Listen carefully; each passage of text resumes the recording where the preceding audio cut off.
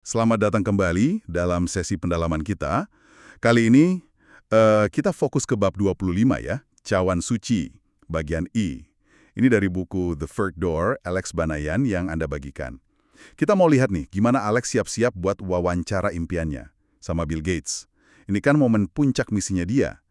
Yang dia harap banget bisa ngasih pencerahan, yaitu tadi, si Cawan Suci. Iya, betul.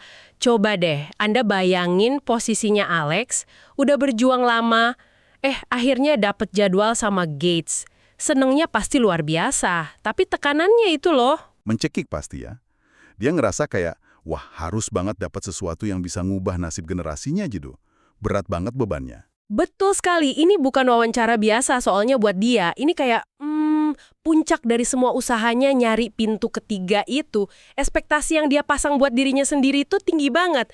Nah, tekanan kayak gini nih, menarik buat dilihat dampaknya gimana ke persiapannya, terus nanti pas ketemuannya juga.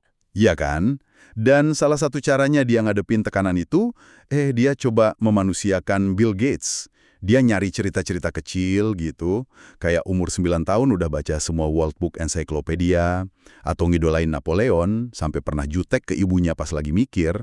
Ada juga sisi yang relatable gitu ya, pakai skill komputernya buat bisa sekelas sama cewek-cewek paling oke. Nah, detail-detail personal gini kenapa coba penting menurut Anda buat Alex? Fungsinya jelas ya, buat ngurangin rasa takut, rasa gentar gitu. Melihat figur gede kayak Gates tuh ternyata ya pernah jadi anak-anak juga, punya sisi unik, malah sedikit nakal gitu kan. Ini relevan loh buat siapa aja yang mau ketemu tokoh besar, bikin mereka kerasa lebih, ya manusiawi aja. Bener banget. Terus dia juga nanya saran ke orang-orang kayak Larry King, Cal Fussman juga. Larry King, jadi diri sendiri aja. Cal Fussman, santai aja.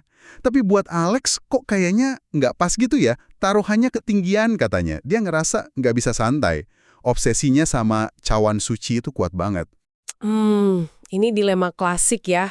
Gimana coba nyimbangin antara persiapan yang wah mateng banget sama kebutuhan buat tetap rileks pas momen penting.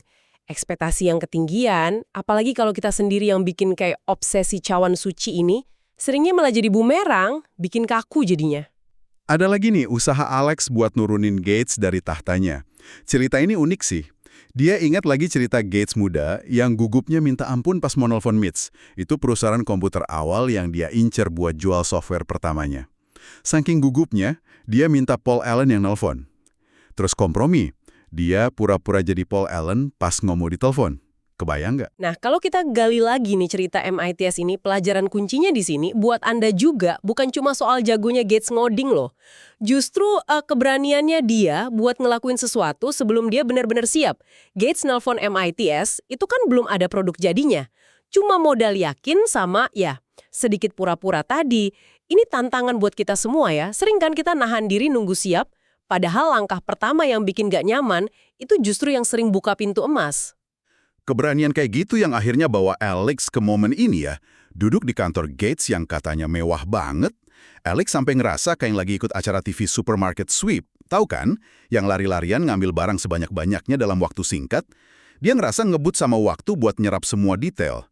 Kaleng Diet Coke di tangan Gates, suasana ruangannya, semua demi nyari petunjuk ke Cawan Suci itu. Menariknya, awal ketemu, Gates malah ramah loh.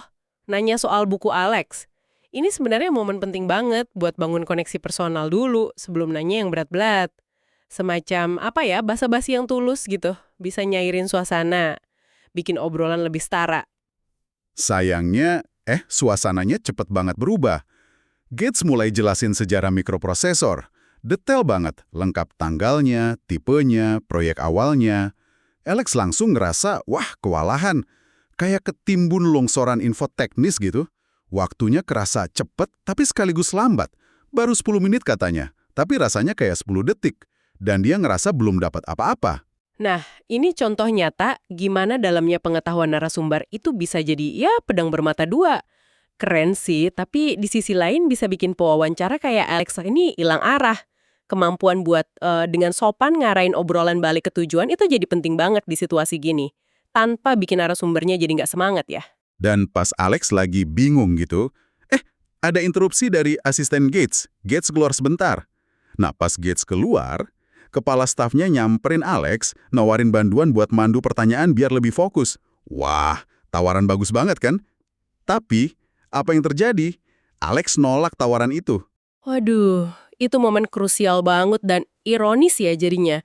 Alex ngelewatin kesempatan emas dapat panduan dari orang dalam, cuma gara-gara takut kelihatan nggak siap atau dianggap amatin gitu. Ini pelajaran berharga loh soal ego sama kerentanan. Kadang, ngakuin kalau kita butuh bantuan, apalagi di situasi genting kayak gitu, itu justru langkah paling kuat dan bijak sebenarnya. Jadi, ya gitu deh bagian pertama perburuan cawan suci ini. Ternyata penuliku ya, Alex kewalahan sama detail, kerasa dikejar waktu, dan puncaknya nolak bantuan yang mungkin bisa nyelamatin wawancaranya. Pencarian ini jelas lebih rumit dari yang dia bayangin. Iya, ini jadi ninggalin satu pertanyaan ya buat Anda renungin. Pernah nggak sih Anda ada di situasi penting yang penuh tekanan, terus nolak tawaran bantuan? Mungkin karena gengsi, takut dinilai nggak mampu, atau alasan lain. Gimana dampaknya waktu itu, dan pelajaran apa ya yang bisa diambil dari pengalaman itu buat ngadepin tantangan kayak gitu lagi nanti?